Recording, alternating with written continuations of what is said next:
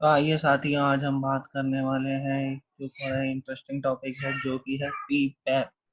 पीपैप जो है quality engineers के लिए बहुत इंपॉर्टेंट है, वो जानना उनके लिए। खाली क्वालिटी इंजीनियर नहीं बल्कि हर एक डिपार्टमेंट को इसकी नॉलेज होनी चाहिए पीपैप की। आइए तो चलते हैं, पीपैप क्या होता है और इसकी क्या रिक्वायरमेंट है, शॉर्ट में बात करेंगे। ये है हमारा पीपैप का पार्ट 1 वीडियो। तो पीपैप जो है इसकी फुल फॉर्म है प्रोडक्शन पार्ट अप्रूवल प्रोसेस, जिसका 4th एडिशन चल रहा है और ये 2006 में आया था। प्रोडक्शन पार्ट अप्रूवल प्रोसेस का क्या मतलब, यानी कि किसी भी पार्ट को प्रोडक्शन में लाने के लिए उसका जो अप्रूवल का प्रोसेस है उसको हम कहते हैं पीपैप प्रोडक्शन पार्ट अप्रूवल प्रोसेस। ठीक है। अब इसका पर्पस क्या है, चलो इसका पर्पस की बात करते हैं। आपको पर्पस क्लियर करने के लिए मैंने पीपीटी के अंदर कुछ चीजें हाईलाइट कर दी हैं, आप उन्हीं पे फोकस कीजिए तो आपको बड़ी आसानी से ये समझ आ जाएगा। जैसे कि मैंने हाईलाइट किया हुआ customer engineering design record and specific requirements. इसका मतलब है कि the purpose of PPAP is to determine that customer specification design record and specific requirements are properly understood by the organization। यानी कि जो ऑर्गेनाइजेशन पार्ट को बना रही है वो कस्टमर की इंजीनियरिंग डिजाइन रिकॉर्ड्स और उसकी अगर कोई स्पेसिफिक रिक्वायरमेंट्स हैं उसको वो जान चुकी है, और उसने अपना जो प्रोसेस बनाया है has the potential to produce, मतलब उसने जो उस पार्ट को बनाने के लिए प्रोसेस डेवलप करा है वो इतना पोटेंशियल है कि वो उन रिक्वायरमेंट्स को फुलफिल कर सकता है, प्लस में उस कोटेड प्रोडक्शन रेट पे जो कस्टमर की जो प्रोडक्शन रेट उसका रिक्वायरमेंट है कस्टमर की वो फुलफिल कर सकता है। तो ये है पीपैप का हमारा पर्पस, जो कि बड़ा ही सिंपल और क्लियर है और मुझे लगता है आप लोगों को समझ आ गया होगा। तो आगे हम चलते हैं, हम आगे बढ़ते हैं इसके लिए।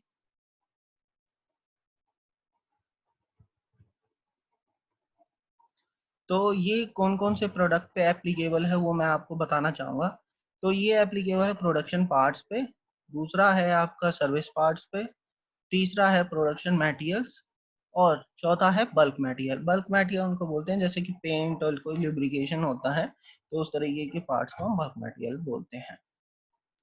तो अभी मैं आपको समझाना चाहूंगा कि जो हमारा AIAG का मैनुअल है पीपैप का, उसके अंदर जो शेल लिखा है यानी कि ये आपकी मैंडेटरी रिक्वायरमेंट है, और जहाँ शुड लिखा है वो रिकमेंडेड है, वो मैंडेटरी नहीं है। तो ये आप अच्छी तरह समझ लीजिएगा। शैल का मतलब जो है मैंडेटरी, और शुड का मतलब है रिकमेंडेड।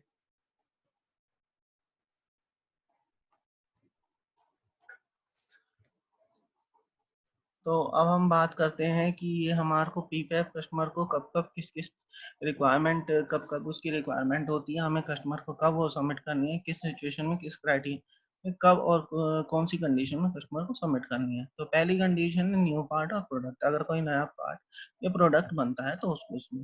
दूसरा है करेक्शन और discrepancy of previously submitted part, यानी कि अगर कोई पहले से पार्ट चल रहा है उसके अंदर कोई प्रॉब्लम आई और हमने एक्शन लिया, तो उस केस में अगर कंट्रोल प्लान WIPFM में अपडेट करने की जरूरत है तो वो हमें उसके साथ पीपैप अपडेट करना होता है।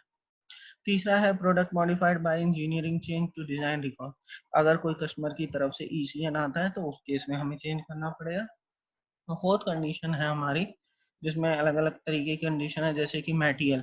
पहला है मटेरियल, अगर कोई मटेरियल के अंदर चेंज हुआ है तो हमें मटेरियल के अंदर पीपैप को रिवाइज करना पड़ेगा और कस्टमर से अप्रूव कराना पड़ेगा। फिर है हमारा अगर प्रोडक्शन फ्रॉम न्यू और मॉडिफाइड टूल, अगर कोई हम टूल में चेंज करते हैं, नया टूल बनाते हैं या उसको मॉडिफाई करते हैं तो हमें पीपैप की जरूरत पड़ती है।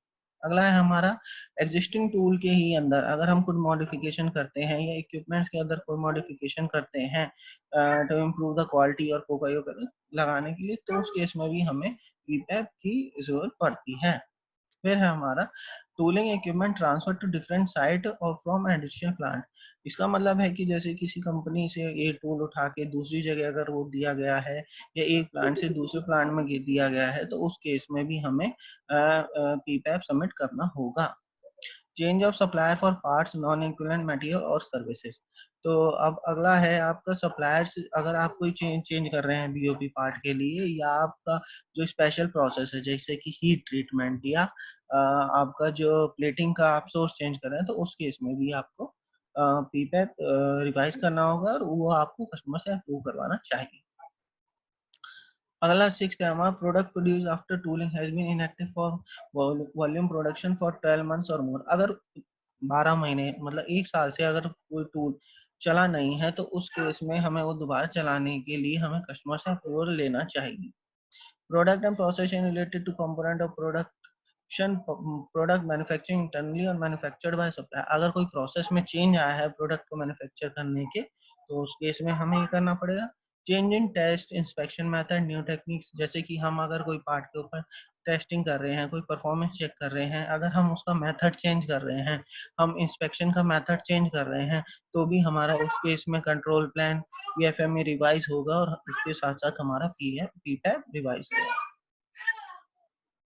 तो चलिए दोस्तों, आज हमने ये सीखा कि हमारा जो पीपैप का जो हमारा पर्पस क्या है, और दूसरा वो हमें किस किस कंडीशन में जरूरत पड़ता है। तो ये हमारा पार्ट 1 था वीडियो का, और पार्ट 2 में आगे हम आपको बताएंगे कि इसका जो है शॉर्ट में मैं आपको बता देता हूँ कि इसका सिग्निफिकेंट प्रोडक्शन रन क्या होता है, वो हम आपको बताएंगे। प्लस में हम आपको उसमें जो रिक्वायरमेंट डॉक्यूमेंट्स हैं उसके बारे में हम आपसे शेयर करेंगे। तो मेरी वीडियो को देखने के लिए बहुत बहुत धन्यवाद, और समझता हूँ कि आपको जो मैं बताना चाहता था वो आपको पूरी तरह समझ आ गया है।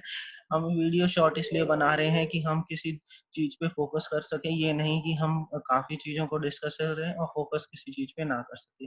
तो हम अगली वीडियो में आपको ये डॉक्यूमेंट समझाएंगे, उसके लेवल समझाएंगे, और उसका रिटेंशन पीरियड कितना है, किस तरीके का अप्रूवल होता है, तो हम आपको वीडियो के पार्ट 2 में समझाएंगे। आप सभी का बहुत बहुत धन्यवाद, और हमारे चैनल को सब्सक्राइब कीजिए और साथ साथ हमारे वीडियो को लाइक कीजिए। आप सभी का बहुत बहुत धन्यवाद।